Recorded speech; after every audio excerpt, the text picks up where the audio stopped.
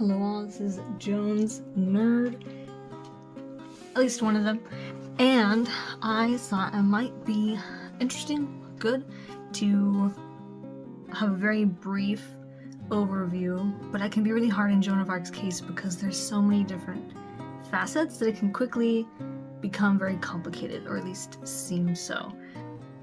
I decided it might be a good idea, for the sake of simplicity, to read this children's book that I've had for quite a long time that Random House published back in the day, it might have been 2003. The text is originally written by Shana Corey and these really fun watercolors by Dan Andreasen.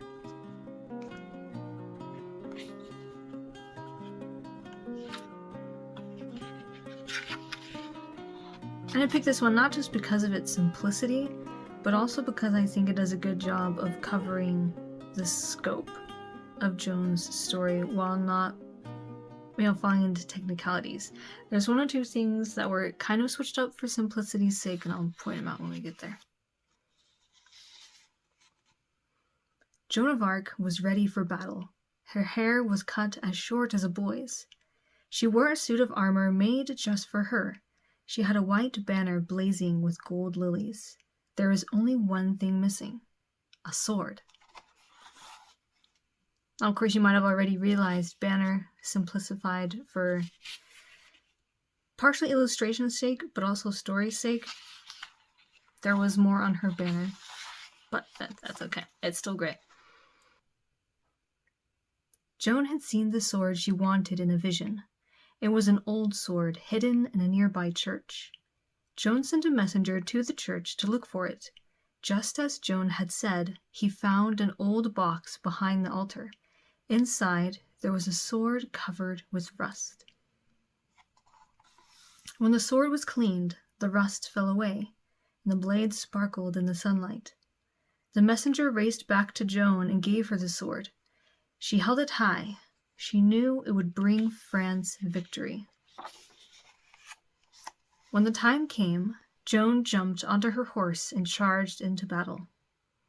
The French army saw the flash of her sword. Her bravery gave them the strength they needed. The French triumphed. 17-year-old Joan of Arc had won her first battle. Joan of Arc was not always a famous leader. France had been at war with England since 1337, long before Joan was born. Some of the French people supported the English. They were called Burgundians, after their leader, the Duke of Burgundy. They fought over who would rule France. When Joan was born in 1412, the French, the English, and the Burgundians had been fighting for almost 100 years. Joan grew up on a small farm in France, in the district of Lorraine. She did not go to school, and she never learned to read or write. I will add a little tiny caveat. She did learn how to write her name for the sake of, like, a signature, basically, on commands or letters that she sent the English for the sake of, communication.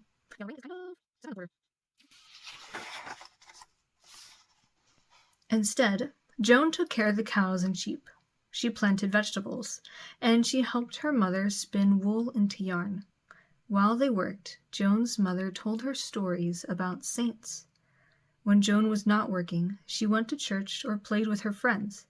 She was just a normal girl living in the 1400s. But Joan would not be a normal girl for long. One day, something happened that changed Joan's life and history forever. She was in the garden. Suddenly, she saw a bright light. Then she heard voices. At first, Joan was afraid, but the voices were kind and gentle. They told her that she had been chosen to save France. Joan thought the voices were sent by God. She made up her mind to do what the voices told her. She made up her mind to save France. French legend said that a girl from Lorraine would be the one to stop the fighting and save the country. Could Joan be that girl? The voices said she was. After that first day in the garden, the voices came back to Joan again and again. They told her that she would drive out the English and get the French prince, Charles VII, crowned king. Joan did not tell her parents about the voices or about her dangerous mission, but her father had a dream that Joan dressed in boys' clothes and went to war.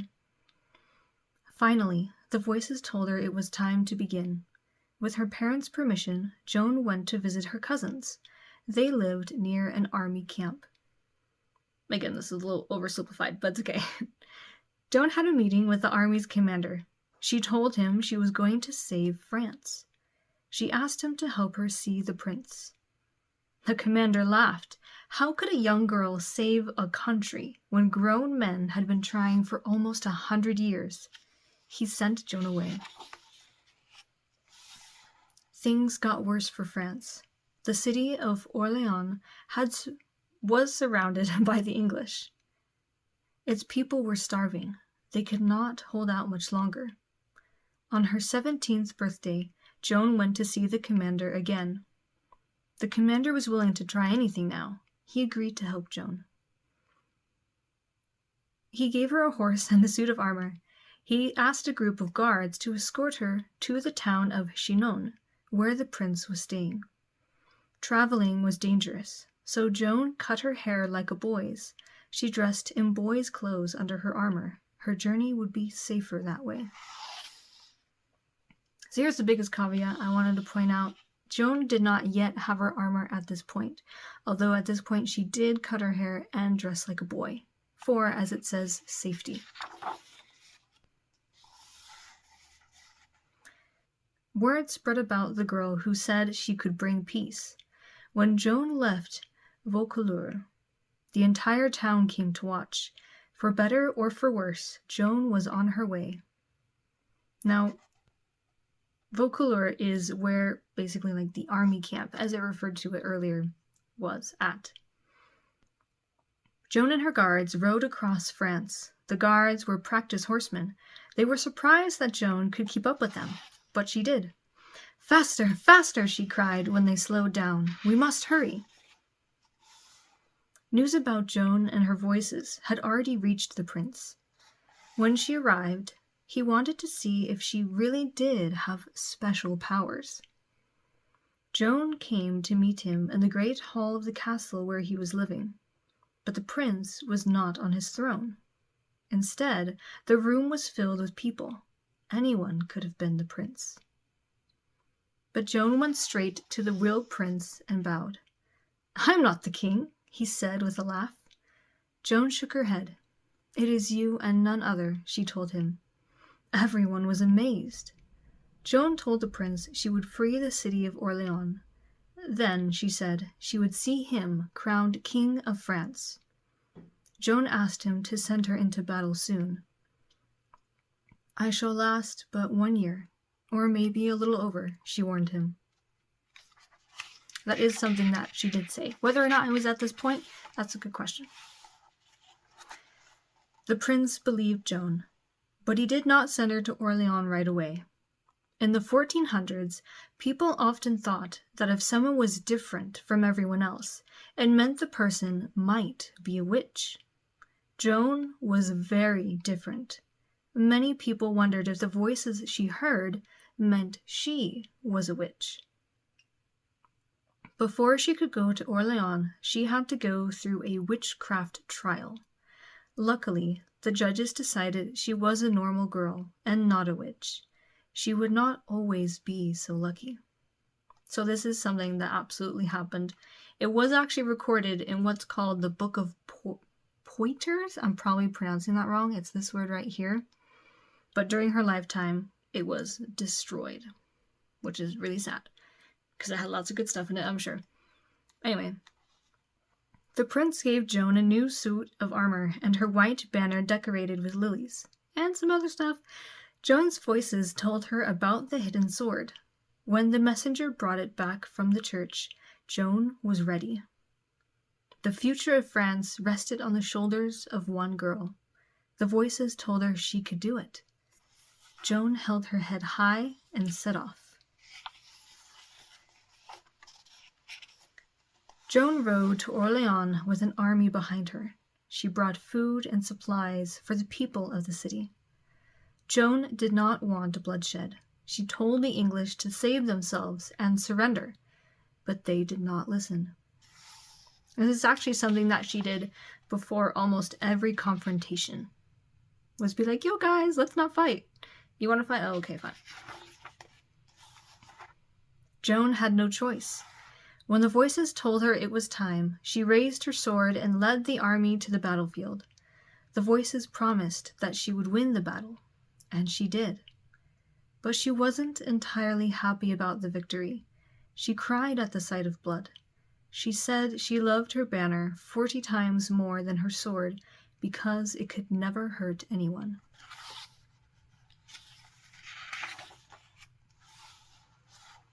Joan still had more battles to fight. The voices warned her that she would be hurt. Joan spoke to her priest. "Tomorrow, blood will flow out of my body," she told him. Explaining that a little bit, because it's a character we haven't heard of yet in this telling of the story.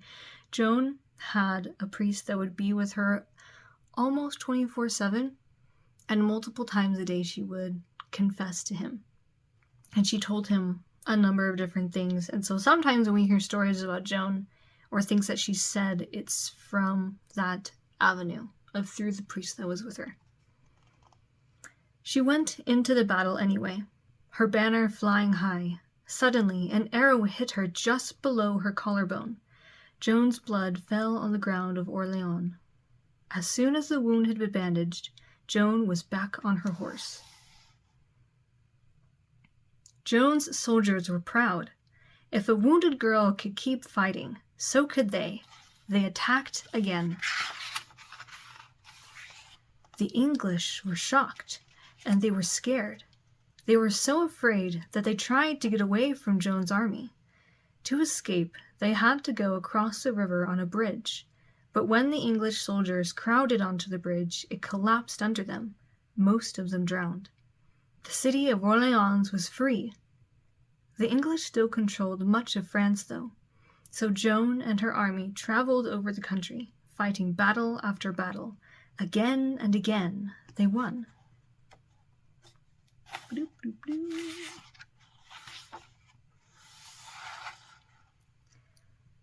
Then the voices told Joan it was time for the French prince to be crowned king.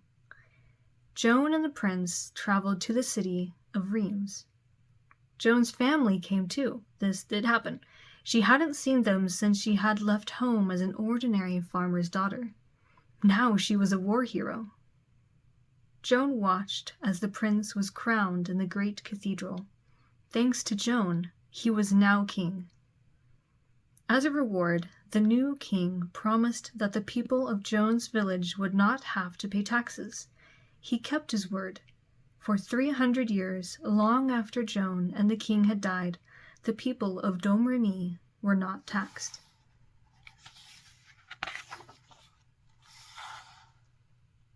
But there was no rest for Joan. The city of Compiègne was being attacked by the Burgundians. Joan's voices warned that she would soon be captured. Anyone else might have returned home, but not Joan. Once more she rode into battle. This time, Joan and her army were outnumbered. The army retreated into Compiègne. The Burgundians were right behind them. The captain of Compiègne panicked. He raised the drawbridge to keep out the Burgundians. Joan was locked outside with the enemy. She fought with everything she had. Never had she been so brave or so alone. Suddenly, an enemy soldier grabbed her. He dragged her from her horse. Joan was a prisoner. She had told the prince that she had only a little more than a year to help France. That time was now up. The Burgundians held Joan captive in a lonely castle. Her friends and family could not afford to pay her ransom. The French king did not offer. It was the English, Joan's worst enemies, who finally bought her.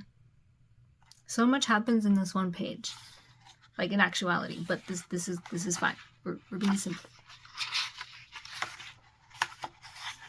The English put Joan on trial.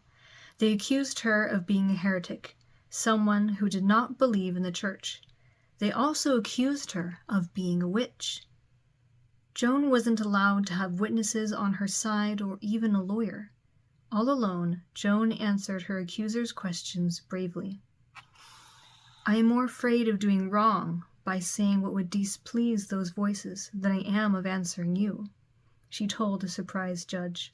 I like to think it's this guy with his blank stare. Joan had been tried before and found innocent. This time, she was found guilty and sentenced to be burned at the stake.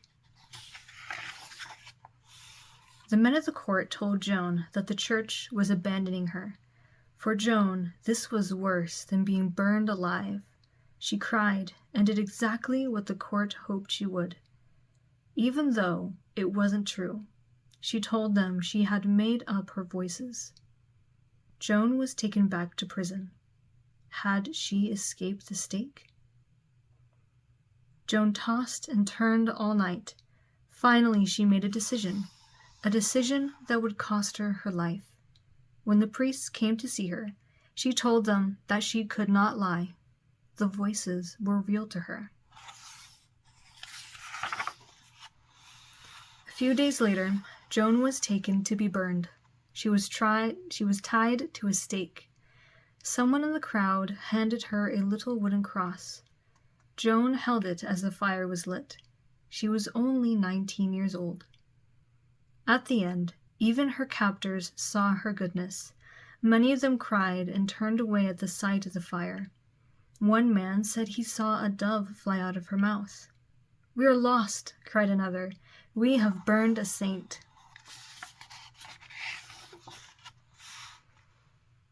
Joan of Arc was called many things in her lifetime and after. Savior, heroine, witch. Nearly 500 years after she died, the Catholic Church named her a saint. The world will never forget the farm girl from Lorraine, Saint Joan of Arc.